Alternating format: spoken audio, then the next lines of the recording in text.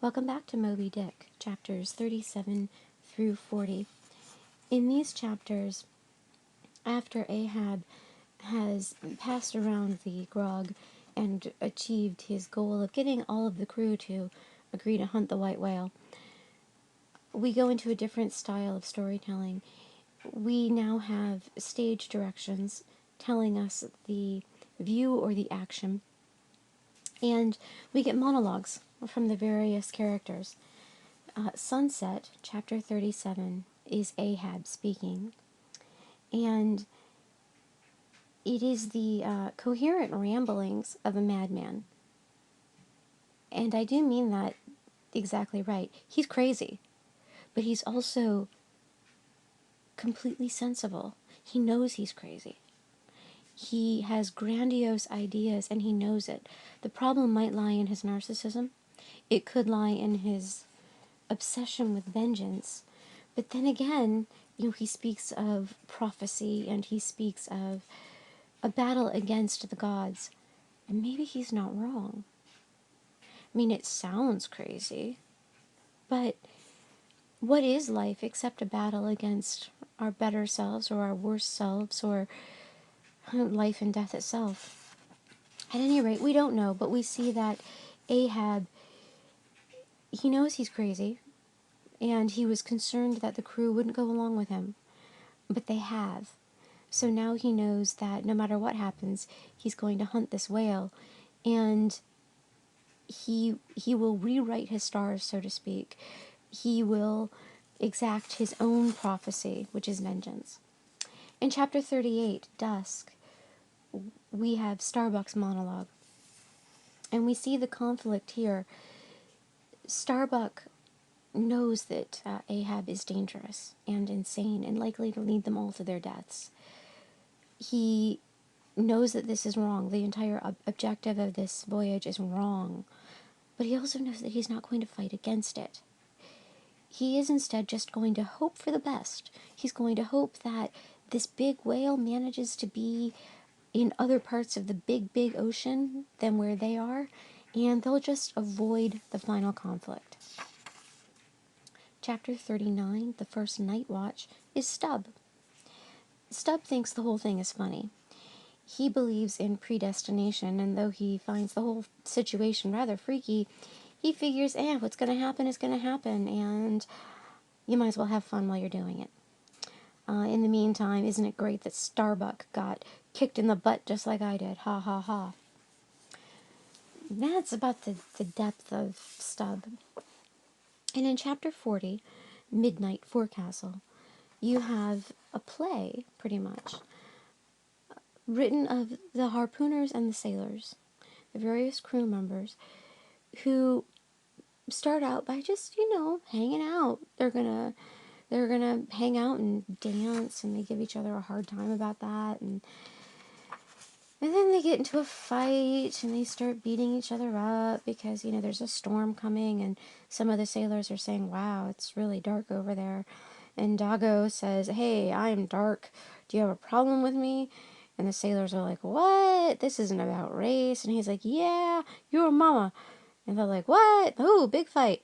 Yay, big fight. And then a big storm actually does hit, and it is really dark, and they're like, oh God, we've got a big storm here. We better, fight the storm. Go straight into the storm.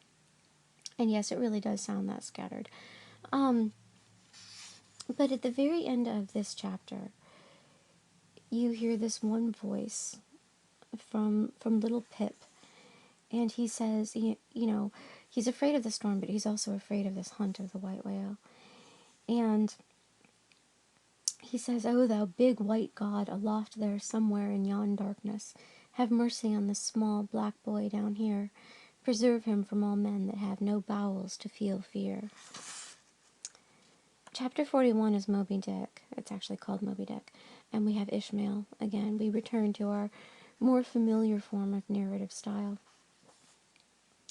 But in these previous chapters, we get a little peek at the different perspectives that one can have on going on this voyage. We have Ahab, who is so consumed with his own tragedy that he twists reality to give him what he wants. He's obsessive, he's violent, and he can't see anything else. So he pursues this one task single-mindedly. We have Starbuck, who seems to have a good head on his shoulders, but for all of his reason and all of his, good sound judgment, which Ishmael went to great efforts to tell us about a few chapters ago, Starbuck isn't going to do anything. He's just going to go by and hope for the best. Stub is kind of an idiot, but a good-natured one. He's just going to take it as it comes because, hey, free will doesn't really exist anyway. And then the crew, well, they're just along for the ride, aren't they? Come what may, we'll deal with it when it gets here and hope for the best. It's not that different from Stub, actually. And then we come back to Ishmael. I suspect that these different perspectives are going to play out in probably horrifying ways as the story progresses. You can't go into a fight and not take sides. And you can't go into a fight, even taking a side, and refuse to act. You have to at least act, even if you're wrong. You can complain about Ahab being crazy and vengeful all you want, but at least he's doing something. I don't know. Where are we going to end up with on this? I mean, we already know that everyone ends up dead except Ishmael. And I don't know why Ishmael's able to escape. We'll find that out too.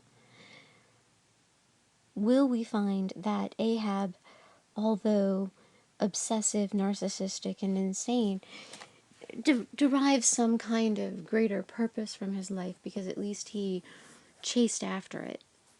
Will we find that Starbuck, for all his nobility and sound mind and good ethics, ultimately dies a coward because he doesn't do anything?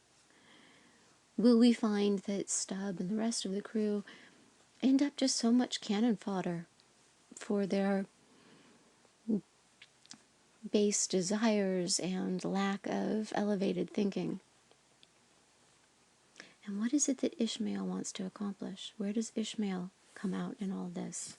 What kind of man is he?